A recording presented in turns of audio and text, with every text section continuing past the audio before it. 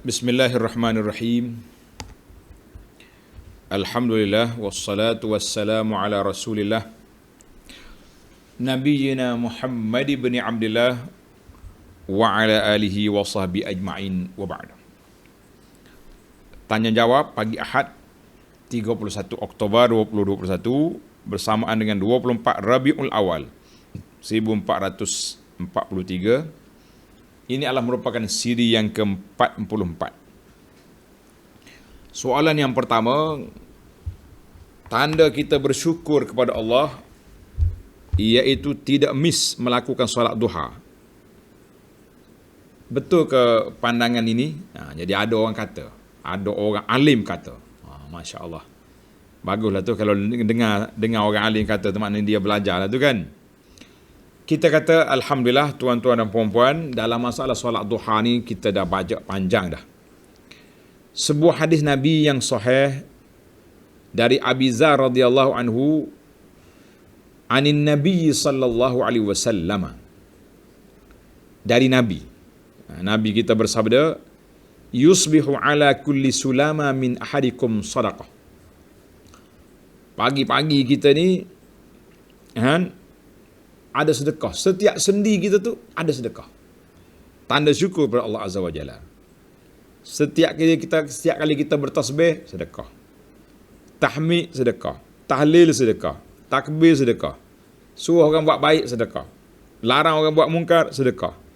Nabi kata apa? Wa yujzi min zalika rak'atan yarka'uhuma minad duha. Di antara cukuplah sebagai tanda kita bersedekah semua tu dengan kita melakukan solat duha. Sebab itu dia kata solat duha ni solat apa? Solat tanda syukur kepada Allah Azza wa Jalla. Allahu Akbar. Baik. Jadi kena solat duha lah kita. Solat duha ni bila yang paling awal boleh?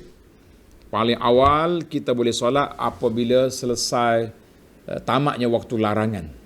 Waktu larangan ni bila syuruk, kita dilarang daripada solat sunat. Kemudian selepas 15 minit paling minima kita bolehlah solat sunat duha. Alhamdulillah. Apa beza dengan solat isyraq? Khilaf situ. Ada orang kata dia nak solat isyraq dulu, solat duha pukul 10 pagi, boleh.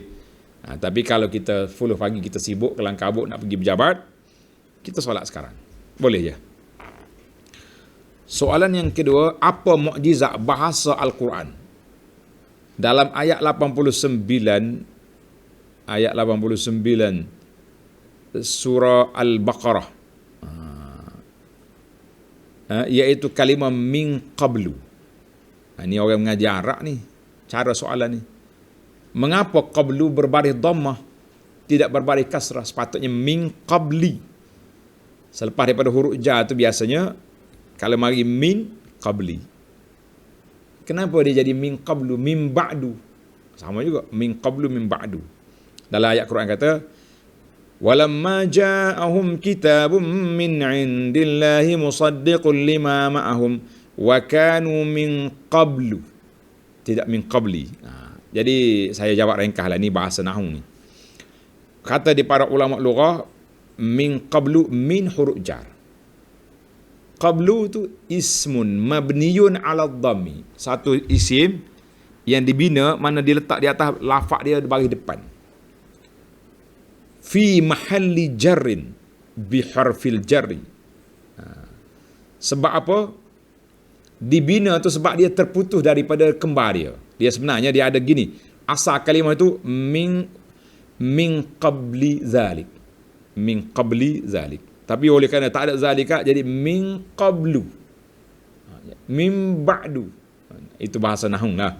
Pasal itulah kita belajar nahwu ni, dia ada huruf, dia ada pula dia punya takdir dan macam-macam. Jadi alhamdulillah, itu di antara jawapan ringkas. Yang ketiga, saya nak tanya tentang rizak jalan di belakang rumah. Bukan jalan utama, jalan biasa, jalan kecil. Rizak jalan. Bolehkah kita gunakan sedikit ruang untuk menanam sayur-sayuran tepi pagar rumah? Dan masih ada ruang untuk jalan tersebut. Boleh digunakan oleh penjalan kaki dan motosikal. Kita kata dua kategori jalan. Kalau jalan rizak jalan ni, dia ada parit. ada parit sini. Sini jalan orang. Jadi boleh kita ambil daripada parit ni ke pagar rumah kita tu, bolehlah kita tanam. Tapi kalau jalan tu tak ada parit, semua untuk jalan, cuma kita kata luah lagi, lah. Ada kalanya waktu berselisih. Orang terpaksa nak guna tempat tu. Ada kalanya kereta ni rusak nak berhenti. Jadi kalau hak tu hak jalan, tak boleh kita gunakan. Orang tak guna hari ni, besok mungkin orang guna. Nama dia pun Rizak Jalan. Kenapa kita nak jadi Rizak Sayur? Kan? Dia panggil Rizak Jalan, jadi Rizak Jalan ni tak betul Rizak Sayur. Sama juga dengan orang ni, bila dia parking macam-macam, kita kata jangan. Tapi kita tengoklah, kalau andai kata tepi jalan tu ada longkang, ada parit, bolehlah kita ambil sebelah ni, sebab memang orang tak akan parking situ. Orang tak akan guna jalan tu. Wallahu alam. Sebab itu dari sudut teknikal lah, saya pun tak tahu. Kita tak nampak dia punya kedudukan lokasi. Baiklah. Tapi secara umumnya, setiap hak orang jangan diambil. Tak kira lah hak parking ke, hak jalan ke, hak apa. Depan rumah orang, jangan pergi parking kereta. Itu hak dia, dia nak keluar bila-bila kita tahu. Dia tak keluar, biasa dia tak keluar dia ni. Tapi kalau dia emergency nak keluar, kenapa kau sekat jalan dia? Tak boleh. Soalan yang keempat, kalau orang yang kerja offshore, dia punya boat dia bertolak jam 12 tengah hari sampai darat dah maghrib. Maknanya tengah hari sana, maghrib sampai di darat ni. Lama berjalan tu. 6 jam baru sampai. Kalau keadaan laut biasa, adakah dia boleh jamak dan qasar, atau jamak saja, atau kena solat biasa? Tak apa jelas ni soalan ni. Kalau laut berombak agak memabukkan, boleh ke jamak dan qasar? Kita kata begini, yang pertama sekali, di antara qasar dengan jamak ni, yang pertama kena tengok jarak, masafah. Di antara jeti kita dengan tempat kita duduk ni, tempat kita kerja tengah laut tu berapa kilometer? Berapa batu nautika tu berapa kilometer? Kalau cukup jarak qasar, bolehlah kita qasar dan jamak. Kalau tak cukup, tak boleh. Yang kedua, nak qasar dengan jamak tu, kalau kita kira cukup, kita kata 100 km, bolehlah kita qasar dengan jamak. Cuma soalan dia ni, saya tak pastilah. Kalau laut berombak dengan laut, mana kalau laut berombak, gelombang, nak berdiri tak boleh, solat sambil duduk. Kalau boleh berdiri, kita berdiri. Ramai-ramai. Kalau kita kata, kapten kata, boleh ya bangun. Ombak tenang, dia pun slowkan sikit dia punya kelajuan. Kita boleh berdiri ramai-ramai solat. Ataupun buk besar, boleh. Tapi kalau bergoyang, rebah, boleh duduk. Alhamdulillah. Boleh. Soalan yang kelima. Definisi Ahlul Bait. Orang panggil keluarga Nabi itu siapa? Dia panggil Ahlul Bait Nabi. Seperti yang kita doa dalam selawat kita. Allahumma salli ala Muhammadin wa ala ali Muhammad. Allahumma salli ala Muhammadin wa ala ali Muhammad. Ya Allah selawatkan Muhammad dan keluarga. Siapa dia keluarga tu? Di sini para ulama berbeza. Dia kata keluarga tu, keluarga dari sudut keluarga keturunan, itu jelas. Ia ni dia panggil Ahlul Bait, keluarga dalam selawat ni, dan dalam orang-orang yang disenaraikan sebagai keluarga. Maka siapakah mereka itu? Jadi di sini kata ulama kata, fi ma'nal al, makna keluarga dalam selawat itu ada 4 pandangan. 4 orang.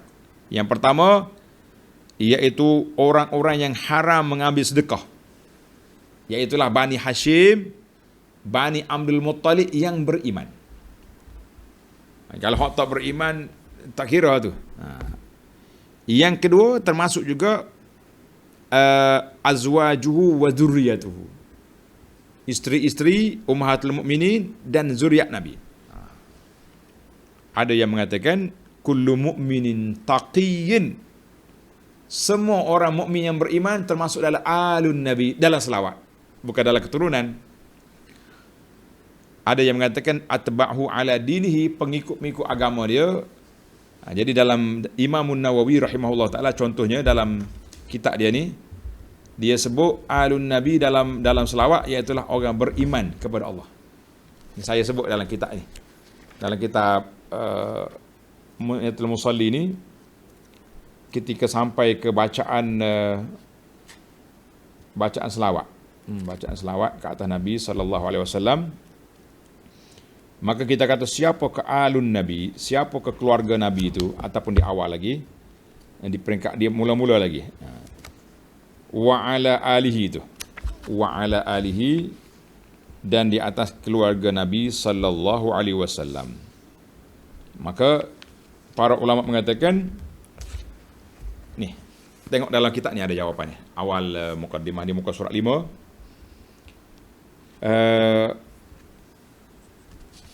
Keluarga Nabi. Imam Nawawi rahimahullah kata, termasuklah semua orang-orang yang beriman kepada Allah. Pendapat yang paling kuat ialah semua umat Nabi yang beriman, maka termasuk dalam tu. Sebab tu bila kita selawat Allahumma salli ala Muhammadin wa ala ali Muhammad, kita sendiri masuk juga dalam tu. Seorang penyair Nashwan dia kata apa? Alun Nabi hum atba'u millatihi minal a'ajimi was sudani wal arabi. Law lam yakun aluhu illa qarabatuh sallal musalli ala taghi abi lahabin. Keluarga Nabi tu semua orang ikut agama dia, Islam. Orang Ajam ke, orang Sudan ke, orang Arab ke. Kalaulah keluarga Nabi tu hanyalah anak beranak dia saja, maka orang yang berselawat akan selawatlah ke atas Abu Lahab. Itu kata-kata dia lah. Yang penting bagi kitanya, kita tak terima yang tu. Yang kita terimanya keluarga Nabi SAW ini dalam selawat berbagai-bagai, ada kata khas untuk keluarga dia sungguh, anak beranak dia, ada yang umumkan kepada semua umat dia, sebagaimana kata Imam Nawawi rahimahullahu ta'ala. Soalan dia ni kata definisi alul bait yang kontroversi. Kata tak ada kontroversi apa? Kontroversi apa benda? Mohon pencerahan.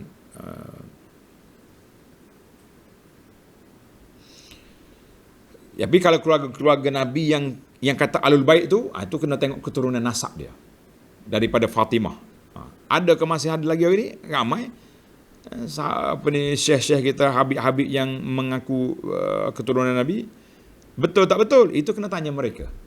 Kalau dia ada betul-betul nasab keturunan, kita kata insya-Allah. Tapi kalau dia tak ada, mengaku je, masing-masing lah, tengok sendirilah. Baik, soalan yang ke-6.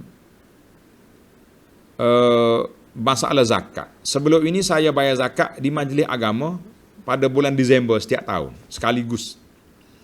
Sekarang dah pencen. Jadi saya bayar zakat direct kepada Asnah secara berterusan, online setiap hari. Zakat setiap hari. Boleh ke cara begini? Berapakah paling minimum saya bayar zakat setiap hari? Contohnya RM5. RM5 untuk orang miskin. RM1 niat zakat pada peminta sedekah tepi jalan. Bayar zakat untuk bina masjid. Kita kata orang yang bertanya ini perlu kepada rujuk ke pusat zakat. Sebab banyak benda yang pelik ni. Kita zakat ni dia ada nisab, dia ada haul. Ada nisab, ada haul. Maknanya bila cukup nisab, kita tunggu cukup tahunan. Bila cukup tahunan, kita bayar zakat. Sekaligus kita keluar. Betul, itu yang pertama tu. Tak ada main RM1 sepagi. Itu kita infak boleh. Tapi zakat ni kita nak bagi kepada orang biar cukup keperluan. Kalau awak bagi RM1 ke dia nak beli makan pun tak cukup. Jadi konsep zakat jangan sama dengan konsep kita sedekah. Kita orang panggil infak. Infak boleh, 50 sen pun tak apa. Tapi zakatnya kita bagilah biar. Sebab tu dia Tuhan sebut zakat tu ada asnaf. Dan tujuan kita zakat ni nak menyelesaikan masalah dia. Kalau kita bagi RM5 sepagi, tak sudah juga dia. Dia nak beli ubat RM50, habis 10 hari kena tunggu baru boleh cukup dia. Lah, bagi. Bagi ikut keperluan. Jadi kita tak boleh dalam masalah ibadat ini kita buat secara suka-suka kita je, jangan. Biar ada kaedah dia sendiri. Jadi eloknya saudara yang bertanya pergilah sekali ke pusat zakat, kan? Pergi tanya dia. Bagaimana sebenarnya cara saya nak, banyaklah teknik-teknik yang dia ajar yang betul, insya-Allah boleh je kita buat. Soalan yang ke-7, kisah Fatimah binti Asad, isteri Abu Talib. Siapa dia ni? Mak pada Sayyidina Ali. Tidak dihimpit oleh kubur sebab beramal dengan surah Al-Mulk. Sahih ke cerita ni? Cerita ni sebenarnya banyak versi. Bila anda tengok versi Syiah pun kuat, sebab Syiah ni kagum sangat dengan Sayyidina Ali.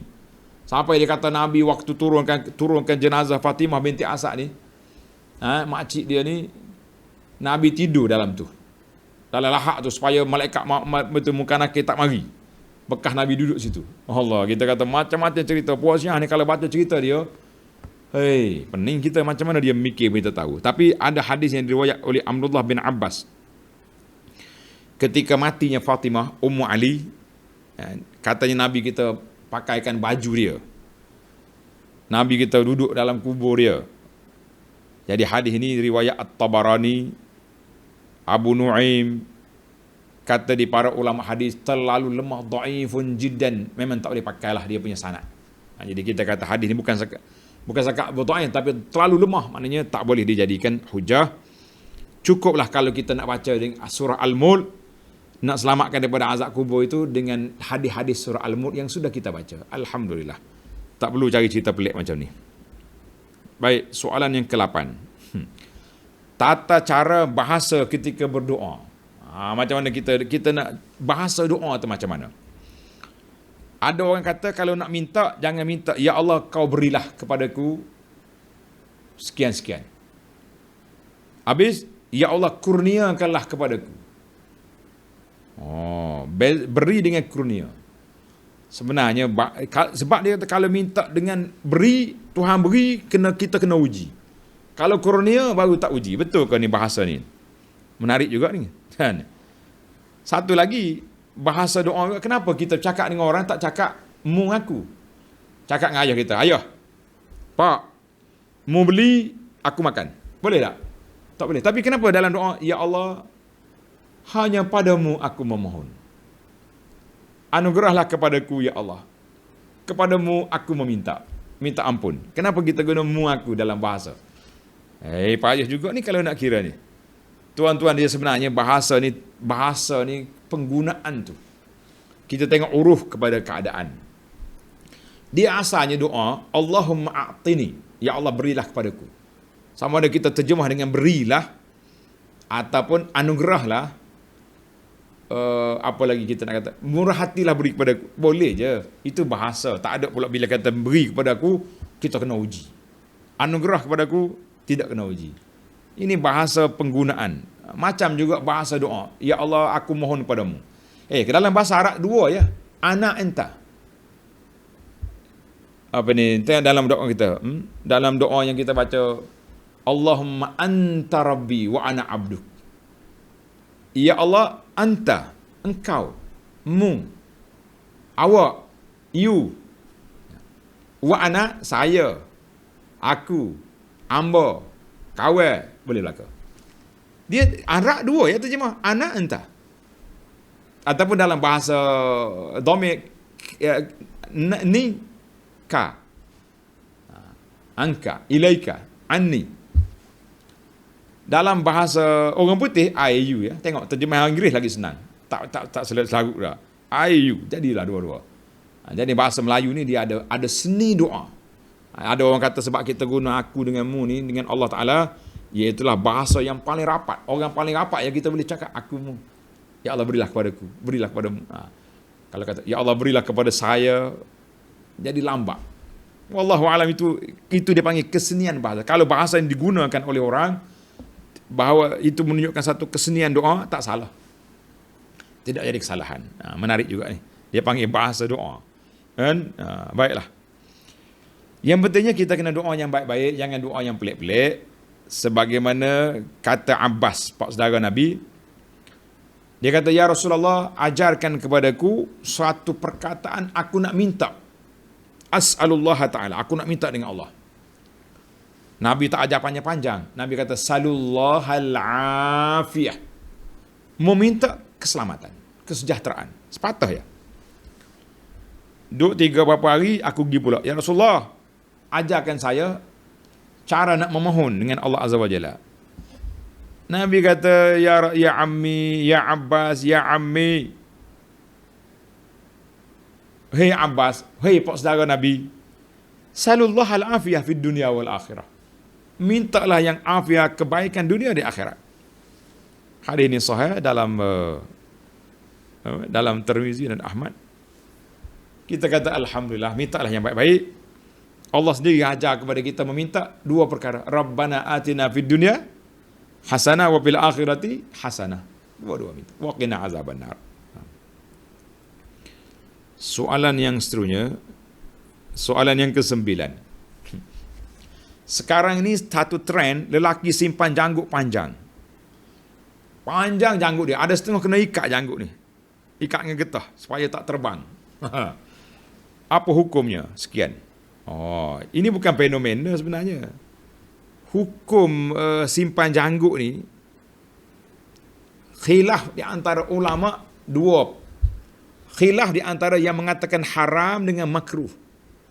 Bukan khilaf di antara sunat dengan tak sunat. Haram dengan makruh. Sebab terdapat banyak hadis-hadis Nabi sallallahu alaihi wasallam yang Nabi suruh simpan janggut, potong misai. Kalau kita boleh panjangkan janggut kita, itu yang terbaik. Sebab Allah Ta'ala buat janggut ni untuk orang laki-laki je. Orang perempuan tak ada janggut. Tiba-tiba kenapa kita pergi kacau orang perempuan? Maksud kacau tu, kita begitu buang janggut kita. Jadi perempuan juga kita. Kalau tidak apa faedah Tuhan bagi janggut kita ni. Nak bezakan kita dengan perempuan. Jadi orang yang tak ada janggut ni, orang yang tak ada beza dia dengan wanita. Maaf. Terlepas cakap. Simpan janggut. Cuma khilaf ulama lah. Kita kena simpan semua ataupun boleh kita potong. Mana khilaf yang pertama antara haram dengan makruh. Ada ulama katakan makruh, tidak haram. Yang kedua yang kata boleh potong tadi, dia kata kalau boleh kita potong ni pegang segini, potong yang lebih. Ada kata la aful liha, lepas. Jadi yang terbaiknya kalau kita janggut panjang, kita lepas je lah sampai ke sini pun, biar ke dia. Kalau takut terbang, kita ikat sikit, boleh je. Ikat di baju ke, jangan bagi dia bergeroseng kata orang Kelantan. Kita sebenarnya bila tidak jadi budaya, kalau orang Arab, orang Pakistan, orang Afghanistan, janggut dia panjang-panjang. Janggut kita ni kalau taruh pun tak panjang mana ni, tak bimbang pun. Soalan yang ke-10. Beza puasa hari putih dengan puasa hari Senin Khamis, apa beza? Tak ada beza. Hari putih, Senin Khamis. Hari putih tu tuan-tuan, hari 13, 14, 15. Itu dipanggil hari putih. Hari Senin Khamis itu hari. Hari putih itu bilangan tarikh. Ada kalanya hari putih kena kepada hari Khamis. 13 hari bulan hari Khamis. Isnin, Selasa, Rabu, Khamis. Dia tak masuk, dia tak boleh buat tu. Khamis, Jumaat, Sabtu, Ahad, Senin. Dia tak masuk. Payah yang kita. Kita nak jadi dua kali tak? Mana sama ada hari Senin tu duduk dalam hari 13, 14, 15 ataupun hari Khamis yang duduk di situ. Jadi dua-dua tu tidak jadi masalah. Kalau boleh kebetulan hari Khamis duduk di hari putih. Kita kata nurun ala nur, cahaya atas cahaya. Dapat dua-dua. Jadi itu yang dikatakan. Kalau puasa Isnin Khamis, bagaimana dengan puasa Isnin Khamis? Kalau Isnin Khamis mana 8 hari sebulan. Nabi kata 3. Nabi tak bagi tak kata tak boleh lebih. Tak boleh lebih daripada 3. Cuma dianjurkan 3 tu. Dalam soalan semalam kita dah jawab kan. 3 tu apa yang kita kata ada, dia kata 3 hari itu ada kelebihan dari sudut sainsnya pula. Telah ditularkan. Dan hari Senin Khamis ada hari sendiri, sebagaimana dalam hadis Nabi sallallahu alaihi wasallam, tu'radul a'mal. Amalan laporan kita dibentang pada hari Senin Khamis. Nabi kata sallallahu alaihi wasallam, aku suka apa? Suka di waktu laporan aku dibawa, aku sedang berpuasa. Tuan-tuan puasa lah hari Senin dan Khamis. Soalan yang ke-11. Imam terlupa melakukan tasyahud awal dan terus berdiri ke rakaat yang ketiga. Ada makmum ni, dia tegur imam. Subhanallah. Imam panik, dia duduk. Duduk. Apa jadi? Yang pertama sekali para jemaah sekalian, kalaulah imam terlupa tasyahud awal, dia sudah naik. Dia baru nak naik ya. Allah, baru naik sikit. Kita kata subhanallah. Dia duduk, tak ada masalah. Tapi kalau dia sudah naik melebihi rukuk, Tak payah subhanallah dah, pakai ikut naik kita pun. Baik, kalau imam naik juga macam mana? Macam mana naik juga? Kalau dia naik juga, kita pun tasbih. Maklumlah makmum semangat ni, baru belajar tasbih ni kan. Subhanallah, imam pun panik. Dia turun balik. Dia tahu benda tu. Maka batal solat imam. Terbatal solat imam sebab dia pergi turun semula rukun.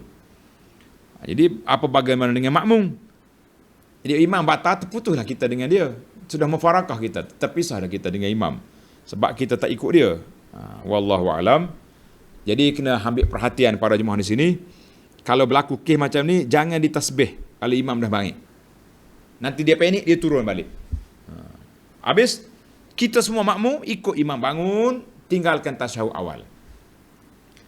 Nanti di akhir solat, imam kena sujud sahwi sebelum salam.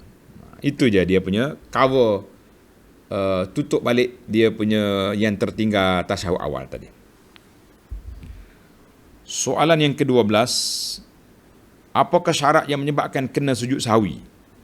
Kita nak sujud sahwi sebab apa dalam sujud sahwi? Panjang sebenarnya kalau tuan-tuan tengok dalam video saya, kuliah kita kepada kitab Al-Mu'tamad. Panjang perbincangan, tapi saya ringkaskan. Sebab kena sujud sahwi ni, yang pertama kerana tinggal rukun solat dengan sengaja ataupun dengan terlupa atau syak, sahwan atau syak. Contohnya orang ni terlupa rukun. Tasyahud awal tadi bukan rukun tu, sunat aba'at dalam fiqh Syafi'i. Dia terlupa baca Fatihah, dia kata. Terlupa, dia pergi baca qul huwallah. Maka rakaat tadi cancel, dia kena tambah satu rakaat lagi. Dia kena baca Al-Fatihah dan ikut tartib yang lain. Maka di akhir solat nanti dia kena sujud sahwi. Satu. Yang kedua, orang yang meninggalkan sunat aba'at tadi. Orang tinggal rukun, orang tinggal tasyahud awal. Bagi pengikut mazhab Syafi'i, orang yang tinggal kunut subuh dengan sengaja, maka sunat sujud sahwi. Kalau tak sujud pun sah solat dia. Adapun meninggalkan sunat-sunat hay'ah, itu tidak disujud sahwi. Wallahu a'lam. Soalan yang ke-13, cara terbaik membayar hutang. Orang yang tak dapat kita hubungi walaupun dah berusaha bertanya, cari. Kami hanya bila tak jumpa, kita pun sedekah. Sedekah. Dengan niat, ini duit fulan yang aku tak jumpa, cari dia tu. Nanti di akhirat esok, dia tak ambil duit ni di dunia, dia ambil pahala di akhirat. Betul ke cara tersebut? Naam. Sahih. Mana orang ni kita berhutang dengan dia, sudah cari tak jumpa. Keluarga dia pun tak jumpa. Anak-beranak dia pun tak jumpa. Macam mana nak buat? Kita sedekah. Pergi ke tabung masjid, ya Allah ya Tuhanku, ini RM1,000 duit fulan bin fulan. Sampaikanlah pahala ni kepada dia, lepaskanlah aku dengan dia di akhirat esok. Masuk dalam tabung. InsyaAllah, mudah-mudahan bila kita berbicara di hadapan Allah nanti, hutang aku tak bayar, tengok rekod, ada pahala. Baik, InsyaAllah selamat. Soalan yang keempat, masalah khitan bayi perempuan ni. Pengalaman saya pergi ke klinik, seorang ibu bawa bayi perempuan untuk dikhitankan. Khitan perempuan bukan macam khitan laki-laki, sikit je dia ambil kulit dia tu. Tapi doktor klinik larang. Dia kata kesian bila besar nanti. Apa hukumnya? Kita kata masalah khitan wanita ni. Ada juga soalan ni mari daripada kawan-kawan kita yang duduk di luar negara. Duduk negara orang putih. Marah dia kalau pergi nak klinik nak khitankan budak perempuan. Dia kata buat jauh zalim ke budak macam-macam. Bahkan ada negara yang nak rampas anak. Kalau nak khitan juga, dia tahu dia rampas anak. Ini dia duduk atas nama woman right. Punya backing dia woman right. Jadi kita kata dalam masalah ini ada masalah khilaf ulama. Bagi fiqh mazhab Syafi'i, dia kata khitan ni wajib. Laki-laki dengan perempuan, ada ulama mengatakan wajib bagi laki-laki, sunat bagi perempuan. Ada kata sunat dua-dua. Jadi kita kata tengok keadaan lah. Kalau keadaan terdesak seperti tadi, jadi kita ambil yang khilaf tadilah, senang. Untuk wanita lah, untuk wanita.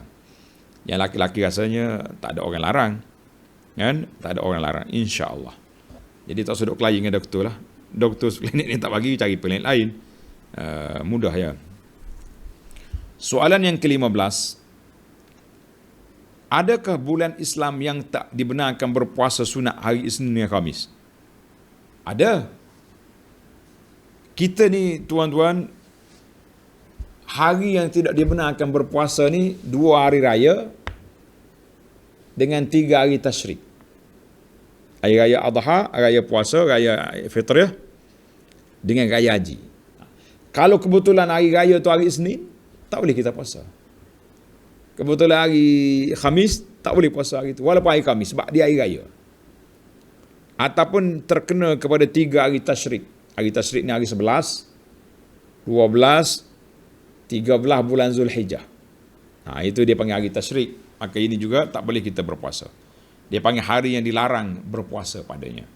Hari larang berpuasa. Jadi tak boleh. Tak kira hari Senin ke Khamis. Dia kata, aku nak puasa hari Senin. Lah, raya dulu hari ni. Pergi makan sate. Kenapa nak puasa hari ni pula? Tunggu esok. Manakala raya Aidil Fitri, sehari-hari lah. Hari yang kedua tu kita dah boleh puasa 6 dah. Boleh puasa apa saja. Jelas. Soalan yang apa ni? Yang ke-16. Saya nak tanya pasal insuran hebah hak takaful. Adakah boleh kita sebagai orang Islam ambil insuran hebah ini? Sebab kalau kita meninggal selepas tarikh yang ditetapkan, maka ia hanya dapat sedikit. Sagu hati saja. Tapi kalau mati awal, wang hebah tu boleh penuh, full. Macam mana ni? Kita pun pelik juga. Dia kata kalau kita menabung ni, tabung berapa, 500 bulan ke berapa bulan? Nah. Kalau awak mati, isteri awak boleh sejuta, 500,000 boleh. Menabunglah kita. Tapi kalau awak tak mati sampai ke umur berapa, awak boleh ambil setakat yang kita menabungnya. Mungkin ada keuntungan mudharabah. Tapi yang takaful hebah tadi tak dapat. Kita kata ni pelik dia punya cara. Akhir-akhirnya bini duk doa biar mati cepatlah suami boleh sejuta dengan dia. Kita nak suruh panjang umur, dia nak suruh mati awal. Cuma saya jangan marah ramai sahabat-sahabat saya duduk jadi ejen takaful ni. Tapi ejen takaful ni ramai. Cuma kita kena jelaskan baik-baiklah. Kenapa mati awal boleh, mati lambat tak boleh? Patut mati lambat sudah tua tu perlu pada duit. Dia kata adalah terma-terma syarat dia. Saya pun tak boleh nak komen banyak di sini. Sebab saya setiap takaful tu dia ada panel, dia panggil panel syariah dia. Panel syariah dia yang meluluskan.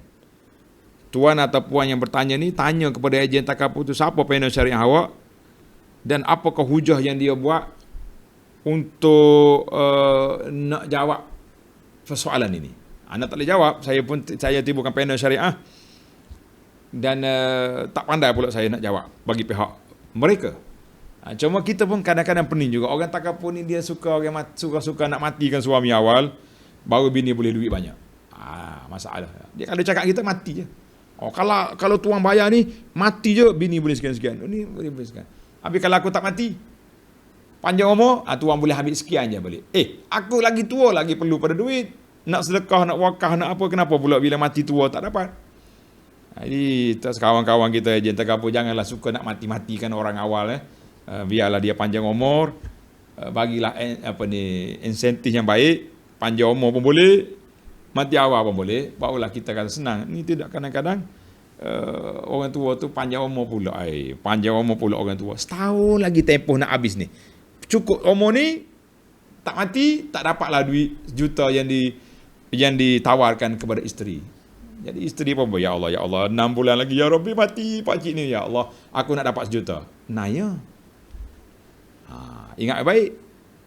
Orang tamak pada dunia dia sanggup matikan suami dia supaya dia dapat sejuta. Jadi sebab itulah kita kena imbang. Masalah takaful hebah, jangan langgar SOP faraid, jangan pula langgar sampai mereka orang sunnah mati awal sebab nak dapat dia ada tempoh dia tu.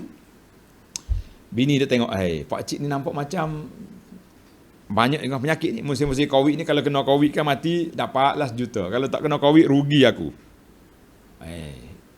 Memang cakap ni cakap bual-bual, tapi begitulah yang kita rasa. Wallahu a'lam. Tuan-tuan, ejen-ejen takaful, hati-hati dalam gerak kerja anda. Jelaskan baik-baik dalam sudut syariatnya, implikasi syariat, dan masalah jangan nak matikan awal orang. Dia tu kerja Tuhan. Iyalah, saya cakap ni pun gurau lah, kerja Tuhan kan mana kita boleh buat. Cuma itulah cerita dia. Mati awal boleh, tak mati awal boleh. Boleh banyak ni. Jadi baik orang perempuan tu doa awal-awal, mari kita doa. Biar mati cepat bapakmu. Lagi 6 bulan je. Lepas 6 bulan, kita tak dapat dah duit ni. Masalah besar kita. Baiklah, soalan. Ada lagi soalan? Soalan yang seterusnya. Yang ke-17. Fatwa merokok haram. Betul. Ramai isteri anak-anak beli rokok pada suami ayah. Alasan tak mau derhaka. Suami atau ayah sakit pun mereka beli. Harap ustaz bagi jawapan. Naam. Man a'ana ala maksiatin. Ayah dia nak isap rokok. Dia nak berjalan tak boleh dah. Kita tolong beli rokok. Awak sekongkol dengan dia, haram sekali dengan dia. Kenapa pula? Sayang ke orang tua, beri suruh orang tua buat maksiat. La. Biar betul-betul dia rebah. Kenapa rebah tu? Buih mulut sebab tak isap rokok. Ambulans bagi ambil, kita bawa hospital. Cek-cek doktor kata, bahaya betul. Punca dia rebah ni sebab tak isap rokok. Doktor bagilah sebatang. Selesai masalah. Esok setengah batang, esok lusa mungkin lepas pada ni. Sebenarnya nafsu ya tu belaka tu. Manusia yang di antara manusia yang baik, payah nak bertaubat, ni isu rokok ni. Baik. Dia ikut kita kuliah tu kat duduk bawah dagu ni. Sebut bak rokok sengih suka. Lepas habis kuliah senyap-senyap duduk belakang tos sampah isap rokok. Apa punya cerita? Satu kumpulan saya tengok di Mekah. Puak-puak dia ni lepas solat subuh baca kitab Syama'ilun Nabi. Kelebihan Nabi gini. Kita pun kagum, Allah masya-Allah, cinta Nabi sungguh. Mari Mekah baca kitab ni lagi. Patut kita duduk Mekah ni baca kitab haji, tak apalah. Itu atas ustaz dia. Abi kuliah penuh dekat lobi, dekat dengan lorong-lorong nak masuk hotel, duduk isap rokok dia. Kita kata mana cinta Nabi, mari isap rokok di Mekah. Itu kadang-kadang pihak penganjur syarikat ni tukar je kitab tahun depan ni. Kitab adab menghormati tanah haram lebih sesuai dengan keadaan mereka daripada duk baca cerita Nabi betul pergi isap rokok. La. Baik, anak-anak tidak derhaka kalau tak beli rokok pada orang tua tu, sebab orang tua tu seolah-olah kita menggalakkan dia buat benda haram. Dahlah dia sakit, tak taubat lagi. Pak kata bapak sakit ni sebab rokok. Bukan sebab tak merokok, sebab isap rokok. Jangan bagi pada saya soalan rokok, semangat selalu. Jadi saya nak berhenti setakat itu dulu. InsyaAllah kita sambung lagi dalam siri yang akan datang. Subhanakallahumma bihamdika asyhadu an la ilaha illa anta astaghfiruka wa atubu ilaik. Wa sallallahu ala nabiyyina Muhammad wa ala alihi washabihi ajma'in walhamdulillahi rabbil alamin. Wassalamualaikum warahmatullahi wabarakatuh.